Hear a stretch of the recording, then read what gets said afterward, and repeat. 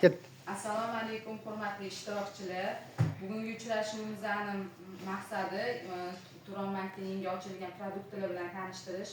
Bunga asosan shu 2024-yil 9-yanvardagi prezident qarori 7-prezident PQ 7/2024-yilda yangi ish o'rinlarini tashkil etish, aholi bandligiga ko'maklashish dasturi to'g'risidagi qarorlarni qabul qilinganligi munosabati bilan Turon bankda yangi mahsulotlar joriy etildi. Bunda birinchi bo'lib shu oson kreditimiz mahsulotimiz joriy etildi.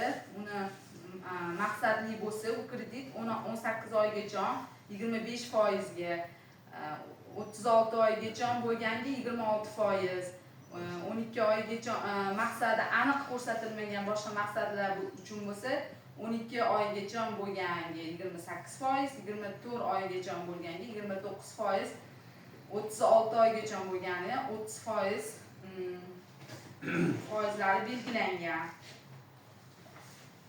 Bunda asosan o'sha biznesni rivojlantirish uchun, aylanma mablag'larni kengaytirish uchun kredit ajratilishi ko'zda tutilgan. Asos yana bundan tashqari